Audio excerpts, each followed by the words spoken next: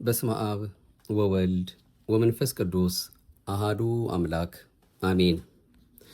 ክርስቶስ ተንሥአ በአማን ተንሥአ። አምላካችን መድኃኒታችን ኢየሱስ ክርስቶስ ከሙታን ተለይቶ ተነስቷል። በእውነትም በእርግጥም ተነስቷል። የምህረትና የደግነት ባለቤት ቸሮ መድኃኔ ዓለም በደግነቱ ሁላችንም ጠብቆ ለዚህ ሰዓትና ደቂቃ እንድንደርስ ፈቃዱ ስለሆነልን ከምንም ነገር በላይ ለሱ የሚገባው ምስጋና ነውና ክብርና ምስጋና ለገናና ስሙ ይሁንልን።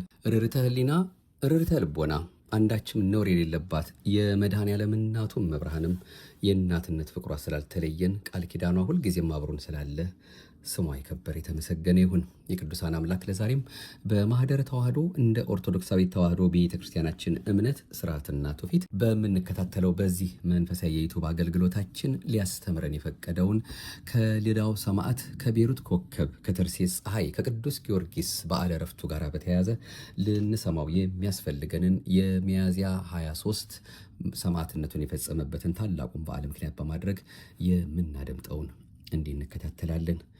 ቅዱስ ጊዮርጊስ ሚያዝያ 23 ቀን ይህንን የሰማዕትነት ፍጻሜውን ስለማድረጉ መጽሐፈ ስንክሳራችን እንዲህ ይለናል። አንድ አምላክ በሚሆን በአብ በወልድ በመንፈስ ቅዱስ ስም ሚያዝያ 23 በዚች ቀን ፀሐይና የአጥቢያ ኮከብ የተባለ ታላቅና ክቡር የሆነ የሰማዕቱ የቅዱስ ጊዮርጊስ የምስክርነት ፍጻሜ ሆነ። የዚህም ቅዱስ አባቱ መስፍን ነው። ስሙም አንስጣሴዎስ ይባላል። ከቀጰዶቅያ አገር ነው። የእናቱም ስም ቴዎብስታ ይባላል። ከፍልስጤም አገር ናት። ታናሽ ሆኖ ሳለ አባቱ አረፈ። 20 ዓመትም በሆነው ጊዜ የአባቱን ሹመት ሊቀበል ወደ ንጉሥ ዱዲያኖስ ዘንድ ሄደ። ንጉሱም ጣዖት አቁሞ ጣዖትን እንዲያመልኩ ሰዎቹን ሁሉ ሲያስገድዳቸው አገኘው። ይህንንም አይቶ ቅዱስ ጊዮርጊስ እጅግ አዘነ። በእርሱ ዘንድ ያለውን ገንዘቡን ሁሉ ለድሆች ለምስኪኖች ሰጠ። ባሮቹንም ነፃ ወጣቸው። ከዚህ በኋላ በንጉሥ ፊት ቆሞ በክብር ባለቤት በጌታችን ኢየሱስ ክርስቶስ ታመነ። ንጉሱም አባበለው፣ ብዙ ቃል ኪዳንም ገባለት። እርሱ ግን አልተቀበለውም። ለመስማት እንኳ የሚያስጨንቅ ስቃይን አሰቃየው። ጌታችን ግን ያጸናዋል፣ ቁስሉንም ያድነዋል። 3 ጊዜም እንደሚሞት እርሱም እንደሚያስነሳው በአራተኛውም የምስክርነት አክሊልን እንደሚቀበል ነገረው። ቃል ኪዳንም ሰጠው። ስሙ በዓለም ሁሉ የተገለጠ ይሆን ዘንድ በተጋድሎና መከራ በመቀበልም ጽኑ በሆነ ስቃይም 7 ዓመት እንደሚኖር መላእክትም እንደሚያገለግሉት ነገረው። ንጉሱም ቅዱስ ጊዮርጊስ ባለመታዘዙና ባለመመለሱ እጅግ አዘነ። ስለዚህም አትናሲዎስ የሚባል ታላቅ ስራየኛ መጣ። እርሱም መርዝን ቀምሞ መልቶ በጽዋ መልቶ ማለት ነው አስማት ደግሞ እንዲጠጣ ለቅዱስ ጊዮርጊስ ሰጠው። ወዲያውኑ የሚሞት መስሎት ነበር። ቅዱሱም ያንን ጽዋ ጠጣው፣ ምንም ጉዳት አልደረሰበትም። ያ መሰሪም በክብር ባለቤት በጌታ ኢየሱስ አምኖ በሰማዕትነት ሞተ። ከእርሱም ጋር ሌሎች ብዙዎች ሰዎች በሰማዕትነት ሞተው የሕይወት አክሊል ተቀበሉ። ቁጥራቸውም 30,700 ነፍስ ነው። ቅዱስ ጊዮርጊስም በዱዲያኖስና በሰባ ነገሥታት ፊት በቆመ ጊዜ በዚያም የተቀመጡባቸው የእንጨት ወንበሮች ነበሩ። ቅዱሱንም እኒህን የተቀመጥንባቸውን ወንበሮች እንዲበቅሉ እንዲያብቡና እንዲያፈሩ ታደርጋቸው ዘንድ ካንተ እንሻለን አሉት። በዚያን ጊዜ ጸለየ፣ እንዳሉትም አደረጋቸው። ይህንንም ድንቅ ሥራ አይተው ቁጥር የሌላቸው ብዙ አሕዛብ በጌታችን አመኑ። ከዚህ በኋላ ቅዱሱን ወስደው በጎድጓዳ ብረት ምጣድ ውስጥ አበሰሉት። አቃጥለው አሳርረውም ስጋውና አጥንቱን ፈጭተው አመድ አድርገው ከረጅም ተራራ ላይ በተኑት። ጌታችንም ነፍሱን ወደ ስጋው መልሷት ደግሞ አስነሳው።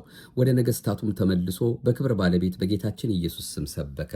ቁጥር የሌላቸው አሕዛብ አይተው አደነቁ። በጌታችንም አምነው በሰማዕትነት ሞቱ።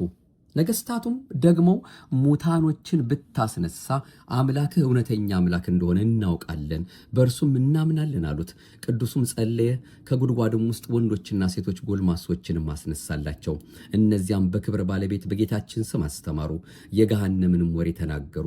ጥምቀትንም ተቀብለው ተመልሰው አረፉ። ከሃዲያን ነገሥታት ግን ሙታንን ያስነሳህ አይደለም የረቀቁ ሰይጣናትን አሳየህ እንጂ ብለው ተከራከሩ።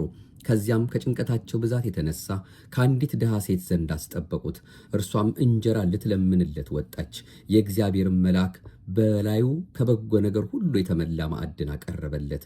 የዚያች መበለትም የቤቷ ምሰሶ ቅርንጫፍን አበቀለ። ታላቅ ዛፍም ሆነ። ያችን መበለት በተመለሰች ጊዜ የቤቷ ምሰሶ ቅርንጫፍ አብቅሎ ታላቅ ዛፍ እንደሆነ ስለ ማዕዱም ይህን ታላቅ ምልክት አይታ የክርስቲያኖች አምላክ ሰው ተመስሎ ወደ እኔ መጣ አለች። ቅዱሱም እኔ አምላክ አይደለሁም የአምላክ ባሪያ ነኝ እንጂ አላት። እርሷም እንዲህ ብላ ለመነችው፣ የአምላክ አገልጋይ ከሆንክ ቸርነትን እንድትደርሰኝ እለምንሃለሁ። እውር፣ ደንቆሮ፣ ዲዳ፣ ጎባጣ የሆነ ልጅ አለኝና ታድንልኝ ዘንድ እለምንሃለሁ። ስለ ጌታችን እምነትም አስተማራትና በመስቀል ምልክት አማተበው። ያን ጊዜም አየ። ቅዱሱም በሌላ ጊዜ እንዲሰማ እንዲናገርና እንዲሄድ እንዲያገለግለኝም እኔ እሻለሁ አላት። በዚያን ጊዜ ንጉሡ በአገሩ ሜዳ ውስጥ ሲዘዋወር ያችን ዛፍ አይቶ አደነቀ። ስለ እርሷም ጠየቀ። ቅዱስ ጊዮርጊስ በእርሷ ዘንድ የተቀመጠባት የዚያች መበለት የቤቷ ምሰሶ እንደሆነ ነገሩት። ንጉሡም ተቆጣ። ቅዱሱንም ከዚያ ወስዶ አስገረፈው፣ በመንኮራኮርም አበራዩት። ሙቶም ከከተማ ውጭ ጣሉት። ጌታም ከሞት አስነሳው። ወደ ነገሥታቱም ተመለሰ። ንጉሡም አይቶ ደነገጠ፣ ስለ ሕይወቱም አደነቀ። ከዚህም በኋላ ይሸነግለው ዘንድ ጀመረ። በመንግሥቱም ላይም ሁለተኛ ያደርገው ዘንድ ቃል ገባለት። ቅዱስ ጊዮርጊስም እየዘበተበት ነገ በጠዋት ለአማልክቶችህ መሥዋዕትን አቀርባለሁ፣ አንተም ሕዝቡ እንዲሰበሰቡ እዘዝ፣ እኔ ስሰዋ እንዲያዩ አለው። ንጉሡም እውነት የሚሰዋ መስሎት ደስ አለው። ወደ ቤተ መንግሥቱም እልፍኝ አስገብቶ አሳደረው። ለጸሎትም ተነሳ። የዳዊትንም መዝሙር አነበበ። የዱዲያኖስ ሚስቱ እለእስክንድርያ ንግሥት ሰምታ ቃሉ ደስ አሰኛት። የሚያነበውንም ይተረጉምላት ዘንድ ለመነችው። እርሱም እግዚአብሔር ዓለምን ከፈጠረበት ሰው እስከሆነበት ጊዜ የሆነውን ሁሉ ሊያስረዳትና ሊያስገነዝባት ጀመረ። ትምህርቱም በልቧ ተቀርጾ በክብር ባለቤት በጌታችን አመነች። በማግስቱም ቅዱስ ጊዮርጊስ ለአማልክት ሲሰዋ ለማየት ሰው ሁሉ እንዲሰበሰብ አዋጅ ነጋሪ ዞረ። የቤቷን ምሰሶ ያበቀለላት ያቺ መበለት ሰምታ እውነት መስሏት እጅግ እያዘነች ልጇን ተሸክማ እያለቀሰች መጣች። ቅዱስ ጊዮርጊስም ባያት ጊዜ ፈገግ አለ። ልጅሽን በምድር ላይ አኑሪው አላት። ከዚያም ልጇን ጠርቶ ወደ አጵሎን ሂድ፣ ወደ እኔም ይመጣ ዘንድ በክብር ባለቤት በጌታዬ በኢየሱስ ክርስቶስ ስም እዘዘው አለው። ያን ጊዜ ያ ልጅ ድኖ ቅዱስ ጊዮርጊስ እንዳዘዘው ወደ ጣዖቱ ቤት ሄዶ አዘዘው። በጣዖቱ ያደረ ያ ርኩስ መንፈስም ከማደሪያው ወጥቶ ቅዱስ ጊዮርጊስ ወዳለበት መጥቶ እኔ ሰውን ሁሉ የማስት እንጂ አምላክ አይደለሁም ብሎ በሕዝቡ ሁሉ ፊት አመነ። ቅዱሱም ትውጠው ዘንድ ምድርን አዘዛትና ወዲያውኑ ዋጠችው። ጣዖታቱንም ከአገልጋዮቻቸው ጋር አጠፋቸው። ንጉሡም ከወገኖቹ ጋር አፈረ። ብስጭትና ቁጣንም እንደተመላ ወደ ንግሥት ሚስቱ ዘንድ ገባ። እርሷም አምላካቸው ጽኑና ኃያል ነውና ክርስቲያኖችን አትጣላቸው አላልኩህምን? አለችው። ይህንንም ከእርሷ ሰምቶ በእርሷ ላይ እጅግ ተቆጣ። ወደ ክብር ባለቤት ክርስቶስ እምነት የከበረ ጊዮርጊስን እንዳስገባ ታወቀ። ከዚህም በኋላ ከከተማ ውጭ እንዲጎትቷትና በመጋዝም እንዲሰነጥቋት አዘዘ። የሰማዕትነት አክሊልንም በመንግሥተ ሰማያት ተቀበለች። በዚያን ጊዜ ስለ ቅዱስ ጊዮርጊስ ሥራ ነገሥታቱ ሁሉ ደነገጡ። ኀፍረት ደግሞ እንዲጨምርባቸው ከእርሱም እንዲያርፍ ራሱን በሰይፍ ይቆርጡ ዘንድ እንዲጽፍ ንጉሥ ዱዲያኖስን መከሩት። ያን ጊዜ የክቡር ጊዮርጊስን ራስ በሰይፍ ይቆርጡ ዘንድ አዘዘ። ድል አድራጊ ጊዮርጊስም እጅግ ደስ አለው። እሳት ከሰማይ ወርዶ 70ውን ነገሥት ያቃጥላቸው ዘንድ መከራውም ከክርስቲያን ወገን ጸጥ ይል ዘንድ ጌታችንን ለመነው። ወዲያው እሳት ወርዶ ከሰራዊታቸው ጋር 70ውን ነገሥታት አቃጠላቸው። ከዚህም በኋላ የክብር ባለቤት ጌታችን መድኃኒታችን ኢየሱስ ክርስቶስ ለቅዱስ ጊዮርጊስ ተገልጾ ብዙ ቃል ኪዳን ሰጠው። በምድር መታሰቢያህን ለሚያደርግ ሁሉ እኔ ኃጢአቱን ሁሉ እደመስሳለሁ። በመከራም ውስጥ ሆኖ በባህርም ሆነ በየብስ ወይም በደዌ በስምህ የሚለምነኝን እኔ ፈጥኜ ከመከራው አድነዋለሁ። ይህንንም ጌታችን ተናግሮ በክብር ወደ ሰማይ ወጣ። ከዚህ በኋላ ራሱን ዘንበል አድርጎ በሰይፍ ቆረጡት። በመንግሥተ ሰማያትም አክሊላትን ተቀበለ። ከአገልጋዮቹም የቀሩት ሥጋውን ወስደው በልብስ ጠቀለሉት። ወደ ሀገሩ ልዳም ወሰዱት። ቤተ ክርስቲያንም ሰርተው በውስጡ አኖሩት። ከእርሱም ቁጥር የሌላቸው ብዙ ድንቆች ተአምራቶች ተገለጡ። ለእግዚአብሔር ምስጋና ይሁን። የቅዱስ ጊዮርጊስን በረከቱ ረድኤቱ ሁላችን የክርስቲያን ወገኖችን ከሥጋና ከነፍስ መከራ ይጠብቀን ለዘላለሙ አሜን። መጽሐፈ ስንክሳር የሚያዝያ 23 ከሚያስባቸው ሌሎች ቅዱሳን በተጨማሪ ይህንን ታላቁን የቅዱስ ጊዮርጊስን የዕረፍቱን በዓል በዚህ ሁኔታ ይነግረናል።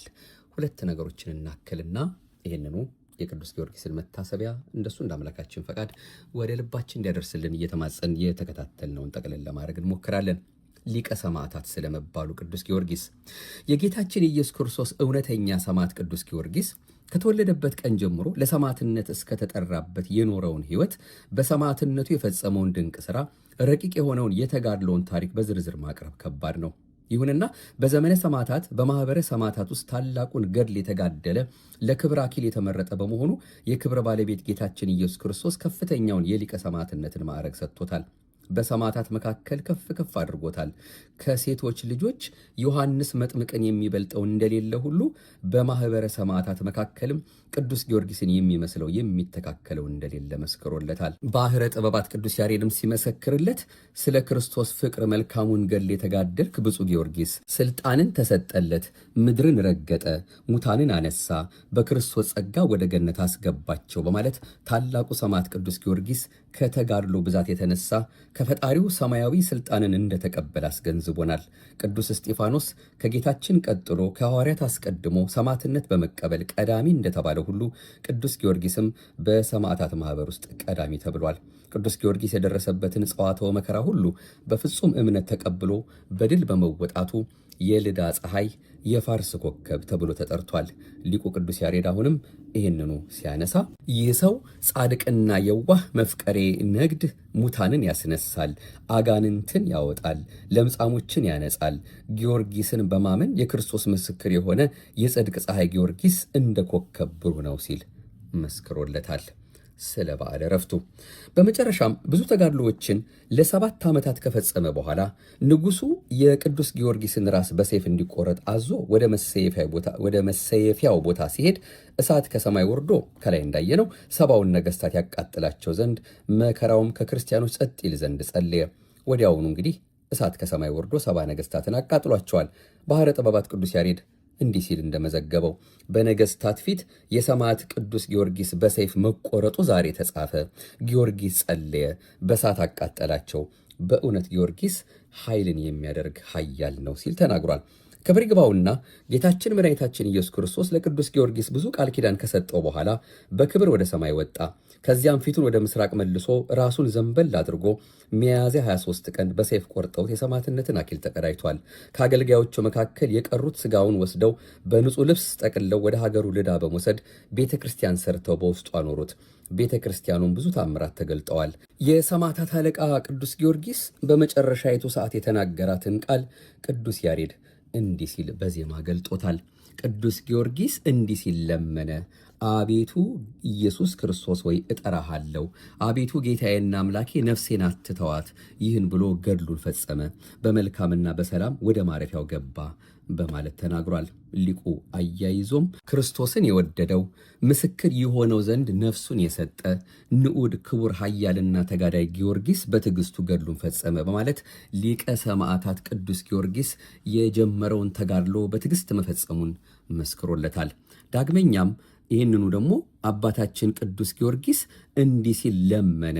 አቤቱ ምድር የጎበኛት የማጠፋ ብርሃን ለአንተ ለሶስትነት ምስጋና ይገባል ብሎ ጸለየ በማለት ቅዱስ ጊዮርጊስ የሥላሴ አንድነትንና ሶስትነትንም እየመሰከረ መጋደሉን ሊቁ ተናግሯል። አሁንም ዳግመኛ ብፁዕ ጊዮርጊስ እንደ ከበሮ የመቱት በደብረ ይድራስ ወገሩት። አባታችን ጊዮርጊስ በትዕግስቱ ተጋድሎውን ፈጸመ። በሰማዕትነቱ በተቀበለው የምሕረት ቃል ኪዳን ወዳጆቹን ለመርዳትና ለመታደግ ፍጡነ ረድኤት በመሆኑ ኢትዮጵያውያን ከልብ ያፈቅሩታል። የሀገሪቱ ባለውለታ ስለሆነ በስሙ ዝክር እያዘከሩ ማኅበር እየደገሱ ቤተ ክርስቲያን እያሰሩ ለነዳያን ምጽዋት እየሰጡ ይማጸኑታል፣ ያከብሩታል። ቅዱስ ያሬድ ኢትዮጵያውያንን ሁሉ በመወከል እንዲህ ብሎ ሰማዕቱን ያመሰግናል። ታላቅ ኃይልን የተጋደለ ይህ ሰው ተጋዳይ የክብር ኮከብ ነው። ታላቅ ኃይልን የሚያደርግበትን ስልጣን ለእርሱ ተሰጠ። ምድርን ረገጠ፣ ሙታንን አነሳ። ጊዮርጊስ ኃያልና ተጋዳይ ነው ሲል አወድሶታል። ይህ በእግዚአብሔርና በመላእክት በሰማያውያንና በምድራውያን ተወዳጅ የሆነ ታላቁ ሰማዕት ቅዱስ ጊዮርጊስ ከተገባለት ቃል ኪዳን ተሳታፊ እንድንሆን በስሙ መማጸንና መታሰቢያው ማድረግ እንደሚገባ አሁንም ቅዱስ ያሬድ እንዲህ ሲል ያሳስባል። ሰይጣንን ያሸነፈ የኃያላንን ኃይል ድል የነሳ የመድህን ክርስቶስ የትንሣኤው ሰባኪና መምህር የሆነ ከቅዱሳን መካከል አንዱ ቅዱስ ጊዮርጊስ እንደ ዕጣን በእውነት ምዑዝ ነው። የብፁዕ የቅዱስ ጊዮርጊስ የመታሰቢያውን በዓል እናድርግ ሲል በመንፈስ ቅዱስ ተቃኝቶ አዞናል። ሰማዕታት ተጋድሏቸውን በትዕግስትና በጽናት ማጠናቀቃቸውን ሲመሰክር ባሕረ ጥበባት ቅዱስ ያሬድ እንዲህ ሲል ዘመረ። ነፃ የምታወጣ ሀገራቸው ቅድስት ኢየሩሳሌምን ደጅ ይጠኑ ዘንድ በሃይማኖትና በትዕግስት ጽናት ሰማዕት ወይም ምስክር ሆነዋል በማለት ዘምሯል። ከላይ የጠቀስናት የንጉሱ ሚስት ቅድስት እለእስክንድርያ ቅዱስ ጊዮርጊስን ሳልጠመቅ አልሙት ስትለው እርሱም ደምሽ ጥምቀት ሆኖልሻልና እነሆ የክብር አክሊል እየጠበቀሽ ስለሆነ አይዞሽ ብሎ አጽንቷታል።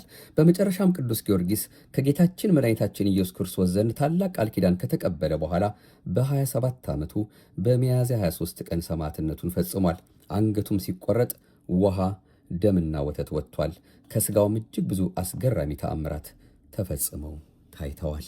እንግዲህ ከብዙ በጥቂቱ የዕለቱን እንደው የቅዱስ ጊዮርጊስን መታሰቢያ ለማድረግ ነው እንጂ የቅዱስ ጊዮርጊስን ገድሉንም በተለያየ ሁኔታ የእሱን ሕይወት ታሪክ ብንሰማ እጅግ በጣም ብዙ ልንማርበት የሚያስፈልገን የቅዱስ ጊዮርጊስ የልዳው ሰማዕት የወጣትነቱ ሕይወት፣ ስለ ወጣትነቱና ስለ አለቅነቱ፣ ስለ ተጋድሎና ስላደረገው ተአምራት እንዲሁም ደግሞ ስለ ዝሮታ አጽሙ እንዴት አድርጎ ተበትኖ እንደነበረ እነዚህን ነገሮች ሁሉ ብናነሳ ያው መቼስ ጊዜውም አይበቃንም።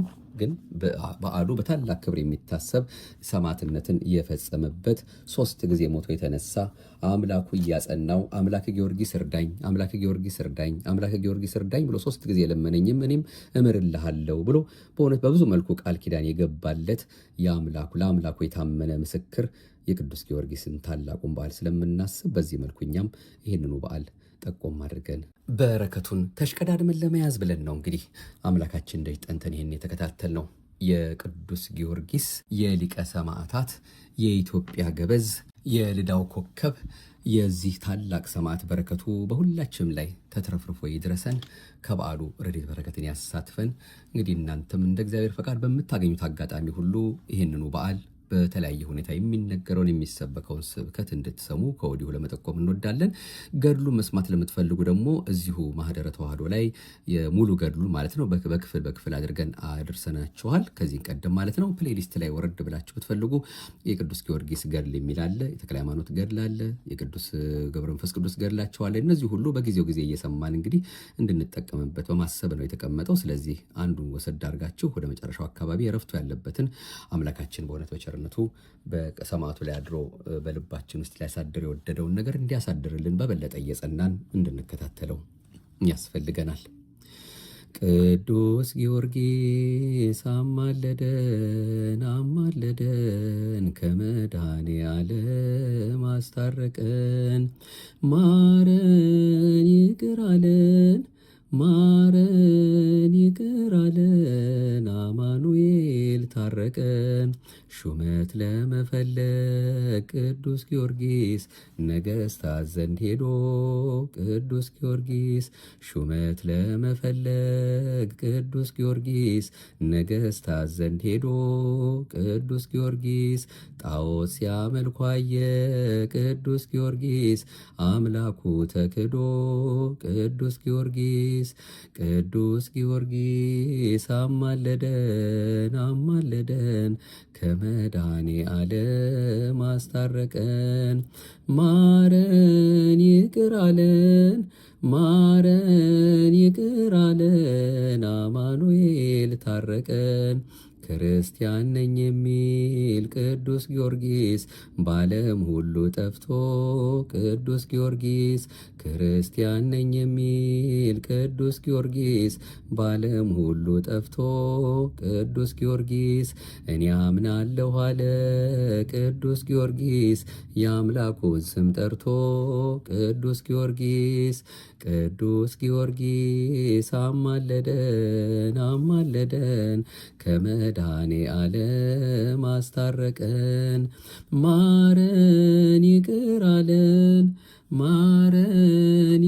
አለን አማኑኤል ታረቀን።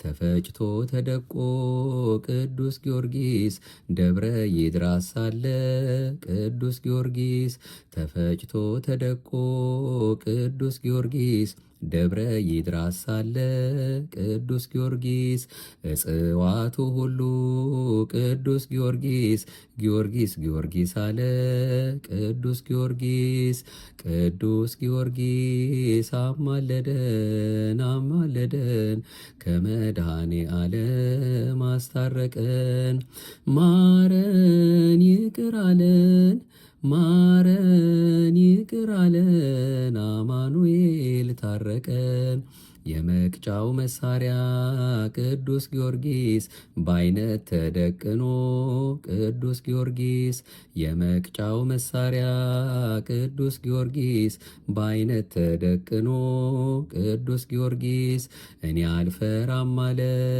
ቅዱስ ጊዮርጊስ በአምላኩ ተማምኖ ቅዱስ ጊዮርጊስ ማረን ይቅር አለን ማረን ይቅር አለን አማኑኤል ታረቀን ማረን ይቅር አለን ማረን ይቅር አለን አማኑኤል ታረቀን ደም ወማይ ወሃሌብ እምነ ክሳዱ ፈልፈለ ፈልፈለ ደም ወማይ ወሃሌብ እምነ ክሳዱ ፈልፈለ ፈልፈለ ሶበ ተከለለ ሶበ ተከለለ ሶበ ተከለለ ሶበ ተከለለ ቅዱስ ጊዮርጊስ የቅዱስ ጊዮርጊስን አንገቱን በሰየፉ ጊዜ ደም ውሃና ወተት ፈሰሰ ማለት ነው። እግዚአብሔር አምላካችን አሁንም ጣዕሙን ፍቅሩን በረከቱን ያሳደርብን። ለሀገራችን አሁንም ፈረሰኛው ቅዱስ ጊዮርጊስ ይድረስልን፣ በደጉ በመልካሙ ይድረስልን።